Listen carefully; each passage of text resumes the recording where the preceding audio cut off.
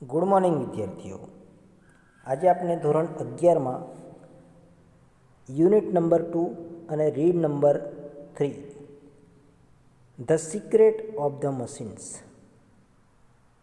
Secret એટલે કે રહસ્ય અને મશીન્સ એટલે કે યંત્ર કે કોઈ સાધન.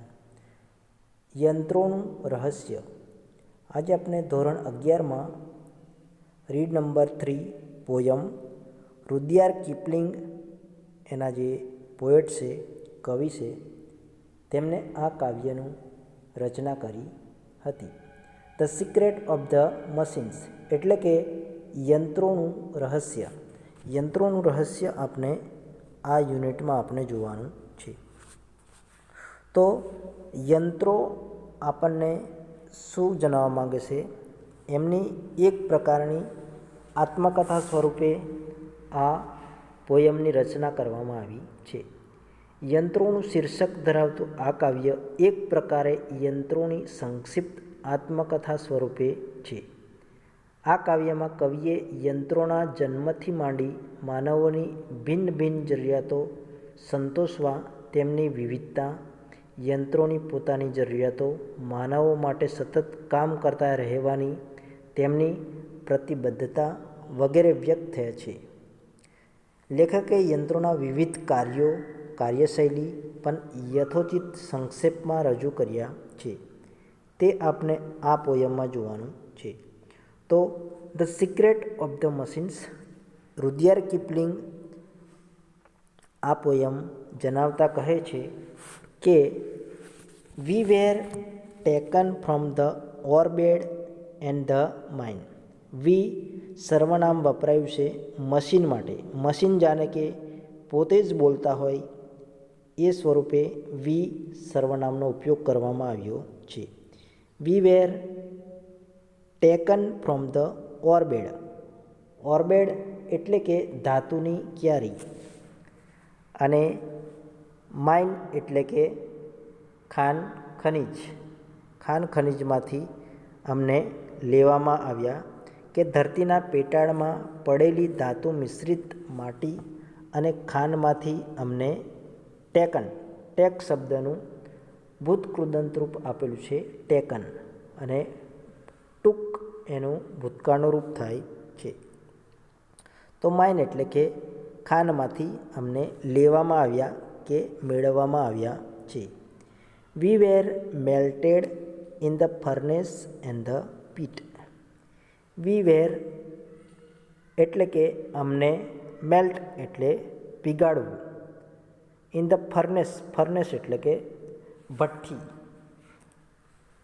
અમને ભઠ્ઠીમાં પીગળાવવામાં આવ્યા છે. And the pit. પીટ એટલે કે ખાડો. કોઈ ખાડામાં રાખવામાં આવે છે અને એને મેલ્ટ કરવામાં આવે છે, જાણે કે ભઠ્ઠીમાં રાખવામાં આવ્યા છે અને એ જ સ્વરૂપે એમને પીગળાવવામાં આવ્યા છે. ત્યારબાદ we were cast and wrought and hammered to design. We were cast એટલે કે કાસ્ટ એટલે કે કાસ્ટ ભૂતકાળનું રૂપ અને ભૂતકૃદંત રૂપ સેમ થશે. માઉલ્ડ એટલે એક પ્રકારનો આકાર આપવો કે નિર્માણ કરવું, કે અમને અમારું નિર્માણ કરવા માટે અમને બીબામાં રાખવામાં આવ્યા. And wrought and hammer to design. Wrought work શબ્દનું ભૂતકાળનું અને ભૂતકૃદંતનું રૂપ થાય રોટ, એટલે કે ઓલ્ડ ઇંગ્લિશ પ્રમાણેનો શબ્દ આપવામાં આવેલો છે. એટલે કે અમને બીબામાં ઢાળવામાં આવ્યા, ત્યારબાદ અમારું ઘડતર કરાયું અને અમને હેમર. હેમર એટલે કે હથોડાથી ટીપવું, ટીપીને એનો આકાર આપવો કે ડિઝાઇન આપવો, એની વાત કરવામાં આવી છે. We were cut and file and tool and gauge to fit. We were cut. Cut એટલે કે કાપવું, એટલે કે અમને અનુકૂળ કે યોગ્ય બનાવવા માટે અમને કાપવામાં આવ્યા. ત્યારબાદ ફાઇલ. ફાઇલ એટલે કે શેપ આપવો અથવા ઘસીને ધારદાર કરવું કે યોગ્ય આકાર આપવો. એન્ડ ટૂલ એટલે કે ફિટ કરવું. એન્ડ ગેજ ટુ ફિટ અને એના માટે અમારા પર ઓજાર કામ કરવામાં આવ્યું અને અમારા વિવિધ અંગોને જોડવામાં આવ્યા. ગેજ એટલે કે એનો માપ કે માપણી કરવી અને યોગ્ય રીતે બંધ બેસતું કરવું. 2 ફીટ, ફીટ એટલે યોગ્ય બંધ બેસતું કરવા માટે અમને કાપવામાં આવ્યા અને યોગ્ય રીતે માપ લેવામાં આવ્યો. ત્યારબાદ ફિટ કરવામાં આવ્યું. ત્યારબાદ આગળ જોઈશું some water, call and oil is all V ask. અને તેના માટે સમ એટલે કે થોડું ઘણું, વોટર થોડા પ્રમાણમાં પાણી, કોલ એટલે કે કોલસો, એન્ડ ઓઇલ, ઓઇલ એટલે કે લિક્વિડ પદાર્થ, તેલી પદાર્થ. Oil is all V ask. અને તેલ એટલું જ અમે માંગીએ છીએ. ઓલ વી આસ્ક. વી આસ્ક મશીનો માટે સર્વનામ વપરાયું છે કે મશીનો એવું કહે છે કે એના માટે અમારે થોડા ઘણા પાણીની જરૂર હોય છે, કોલસાની જરૂર હોય છે અને ઓઇલ એટલે કે તેલી પદાર્થની પણ જરૂર પડતી હોય છે. And 1,000th of an inch to give us play. And એટલે કે અને અમને કાર્યરત થવા માટે 1,000th ઓફ ઇંચ એટલે કે 1000નો 1 ઇંચમો ભાગ જેટલી મોકળાશની જમીન અથવા એનો એટલો 1000મો ભાગ જેટલી મોકળાશ અમને આપવામાં આવતી હતી. અસ એ વીનું સર્વનામ છે. And now if you will set us to our task. And now અને અત્યારે, ઇફ યુ વિલ સેટ અસ અને હવે તમે અમને કામે લગાડી દો છો. Will set us to our task. Task means કામે લગાડવું કે કાર્યરત કરવું. વી વિલ સર્વ યુ એટલે કે અમે સર્વ યુ મીન્સ અમે તમારા કામમાં આવીએ છીએ અથવા સેવા કરીએ છીએ તમારી. 4 and 20 hours a day એટલે કે 24 કલાક તમારી તહેનાતમાં રહીશું કે તમારા કામમાં અમે આવીશું. We can pull and haul and push and lift and drive. મશીનો એવું કહે છે કે વી કેન પુલ, પુલ એટલે ખેંચવું, એન્ડ હોલ એટલે કે ઘસડીને લાવવું, એન્ડ પુશ, પુશ એટલે કે ધક્કો મારવો અથવા ઠેલવું, એન્ડ લિફ્ટ, લિફ્ટ એટલે કે ઉઠાવી લેવું, એન્ડ ડ્રાઈવ, ડ્રાઈવ મીન્સ ચલાવવું. અમે ખેંચીએ, ઘસડીએ, ઠેલીએ, વળી ઉઠાવીએ અને ચલાવી પણ શકીએ છીએ. કેન શક્યતા દર્શાવે છે. We can print and plough and weave and heat and light. We can print, print એટલે છાપકામ કરવું કે એનું ચિત્રકામ કરવું. એન્ડ પ્લાવ, પ્લાવ મીન્સ ખેડીએ, જેવી રીતે ખેડાણ કરવું એની વાત કરવામાં આવી છે. એન્ડ વેવ, વેવ મીન્સ વનવું. એન્ડ હીટ મીન્સ ગરમી આપવી. એન્ડ લાઇટ એટલે કે પ્રકાશ આપવો. આગળ જોઈશું. વી કેન પ્રિન્ટ એટલે કે અમે છાપીએ છીએ, પ્લાવ ખેડીએ છીએ, વળી વણીએ છીએ, તેમજ ઉષ્મા અને પ્રકાશ પણ આપી શકીએ છીએ. We can run and race and swim and fly and dive. મશીનો એવું કહે છે વી કેન રન અમે દોડીએ છીએ, એન્ડ રેસ એટલે કે હરીફાઈ, જાણે કે સ્પર્ધા કરતા હોઈએ એવી રીતે રેસમાં પણ આવીએ છીએ. એન્ડ સ્વિમ એન્ડ ફ્લાય અને તરીએ પણ છીએ, અને ફ્લાય એટલે કે ઉડવું, ઉડીએ પણ છીએ. એન્ડ ડાઈવ, ડાઈવ મીન્સ ડૂબકી પણ મારીએ છીએ. We can see and here and count and read and write. અમે જોઈએ તેમજ હિયર એટલે કે સાંભળીએ. અમે જોઈએ પણ છીએ અને સાંભળી પણ શકીએ છીએ. And count and read and write. વળી ગણીએ, વાંચીએ અને લખી પણ શકીએ છીએ. ઉદ્ગારવાચક શબ્દ આપવામાં આવેલો છે. મશીનો એવું કહે છે કે અમે જોઈએ છીએ, સાંભળીએ છીએ, ગણતરી પણ કરીએ છીએ અને વાંચી પણ શકીએ છીએ અને લખી પણ શકીએ છીએ. એટલા માટે ઉદ્ગારવાચક શબ્દ આપવામાં આવેલો છે. બટ રિમેમ્બર, પરંતુ એક અહીં શરત મૂકવામાં આવેલી છે. જો આગળ, but remember please the law by which we leave.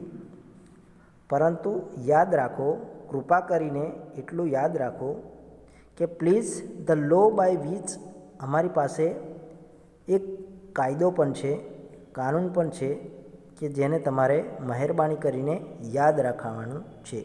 એના માધ્યમથી વી લીવ એટલે કે અમારું અસ્તિત્વ ટકેલું છે.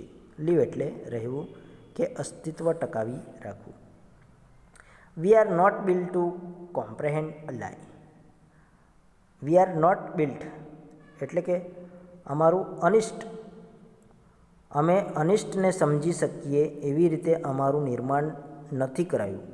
વી are not built to comprehend a lie એટલે કે કોઈપણ જગ્યાએ ખોટું થતું હોય તો એ વસ્તુ અમારામાં એવી કોઈ સમજણ મૂકવામાં આવેલી નથી કે અમારામાં કોઈ એવી સમજ રહેલી નથી કે આ જગ્યાએ ખોટું થઈ રહ્યું છે. Right. We can neither love nor pity nor forgive. We can neither નોરનો ઉપયોગ કરવામાં આવેલો છે. નાઇધર નોર એટલે કે આ પણ નહીં અને તે પણ નહીં. એના જેવો જ બીજો શબ્દ આઇધર ઓર એટલે બેમાંથી એક, અને નાઇધર નોર એટલે બંનેમાંથી એકે નહીં. We can neither love nor pity nor forgive. અમે પ્રેમ કે અનુકંપા નથી દાખવી શકતા, અમે ક્ષમા પણ બક્ષી શકતા નથી. એટલે અમે કોઈના પ્રત્યે દયા ભાવ રાખતા નથી કે કોઈને માફી પણ કરતા નથી. જેવી રીતે કે આપનો ક્લાસ હોય અને ક્લાસમાં કોઈ પંખો ચાલતો હોય તો પંખો રનિંગ પકડી લીધા પછી એને આપણે પકડીએ તો આપણા પ્રત્યે કોઈ પણ દયાભાવ એને જોવા મળતો નથી. એની ગતિ ચાલુ જ પોઝિશનમાં જોવા મળે છે. તો એ કહેવા માંગે છે કે અમારી પાસે એવી કોઈ અનુકંપા કે દયાભાવ રહેલો નથી. આગળ જોઈશું. If you make a slip in handling us you die. If you make a slip, આગળ જોઈશું.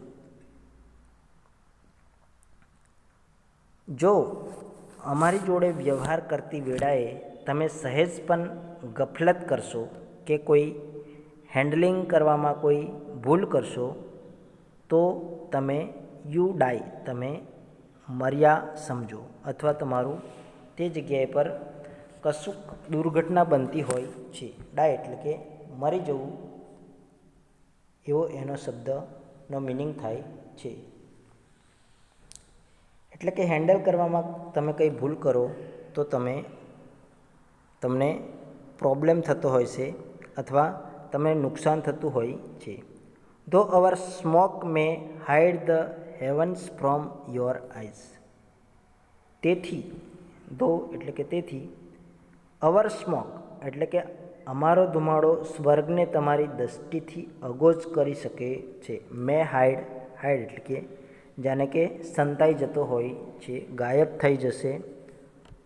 And the heavens from your eyes, અને સ્વર્ગના તારા ફરી ચમકી ઉઠશે. હેવન્સ ફ્રોમ યોર આઈઝ, તમારી આંખોની સમક્ષ જાણે કે ચમકવા લાગશે. It will vanish and the stars will shine again. It will vanish એટલે કે એ ધુમાડો, ઇટ શબ્દ ધુમાડા માટે વપરાયો છે.